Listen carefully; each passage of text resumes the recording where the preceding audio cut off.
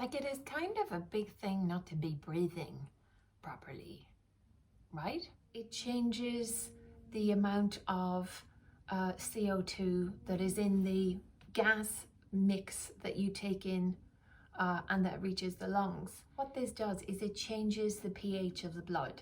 This video is all about breathing pattern disorder, and it's something that I found out about quite recently, and I hope that by sharing what I know about it, it could help some of you guys.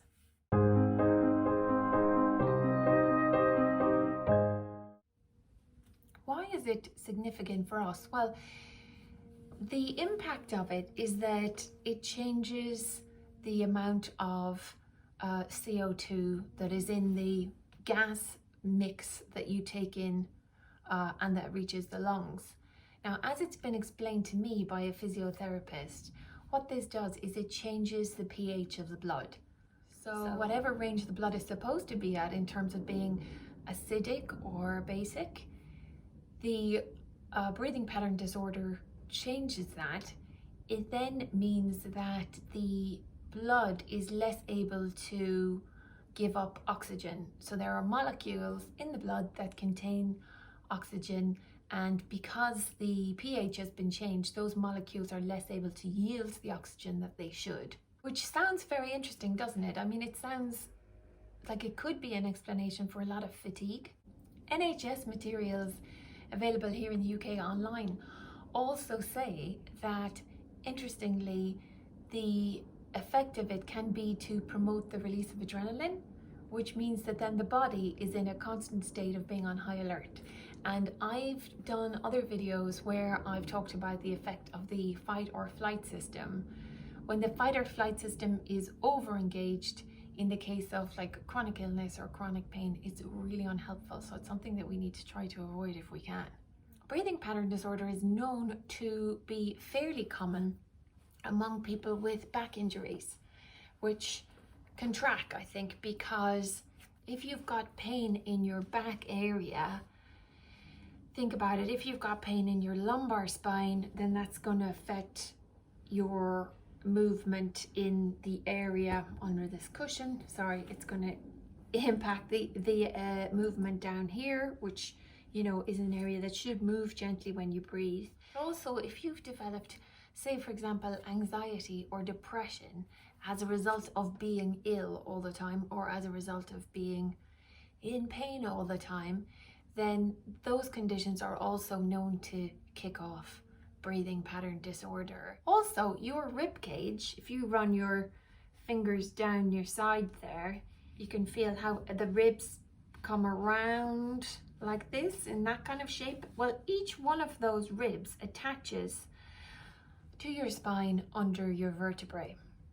So if you've got pain in your thoracic or possibly, you know, upper thoracic spine, your rib cage is supposed to gently move a little bit when you breathe. But if you've got pain where your ribs attach to the skeleton, then, you know, you're not really going to want to move that area, are you? That may also apply if you've got Chostochondritis, which is a painful condition that affects this area of your sternum. And again, you know, the ribs attach to this area in the front. So that might have an impact. The specialists and the experts say that breathing pattern disorder develops over a long period of time, and it can creep along quite slowly so that you're not going to notice it.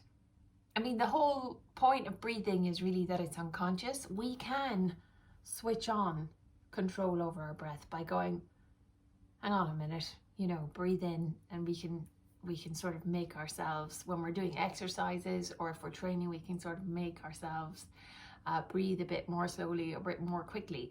But most of the time, obviously, breath is going on just unconsciously. It's part of the autonomic nervous system, I think. I'll put these words down in the description. But that's all going on, you know, unconsciously. It's not supposed to be really something that we have to think about. You guys, there are two main types of breathing pattern disorder. There's hyperventilation and overbreathing. The other type of breathing pattern disorder is chest breathing, where you breathe too much through this area. And again, this sort of area and your lower belly, and I suppose really the diaphragm isn't moving in the way that the experts would think is the most healthy. With both of them, I think what can be affected is you can either be breathing in too deeply, so you're kind of gulping air, or you can be breathing too quickly. So in my case, it was found that I was breathing at about twice the normal rate. The normal rate for breathing is about 12 to 15 breaths per minute, and I was breathing at 28. And since being diagnosed with it, I've noticed that when I have a flare-up of pain through my upper spine, my ribs don't really move at all. It feels very difficult to breathe, so no wonder I wasn't doing it right. So with rib pain, sometimes when you try to take a gentle breath in and you try to just let these ribs move gently, you often get a stabbing pain. And that happens every time we try to take a breath. So that can be, understandably, that can make the feeling of breathing in quite unpleasant. You have to sort of fight against the pain signal that your brain is receiving, which is telling you that breathing equals pain, which is an additional thing to try to improve. Why am I doing this video on this topic for you guys? I don't think breathing pattern disorder is that commonly known about, and I have spoken to some physiotherapists who've never heard of it. And the physiotherapist was a specialist in chronic pain.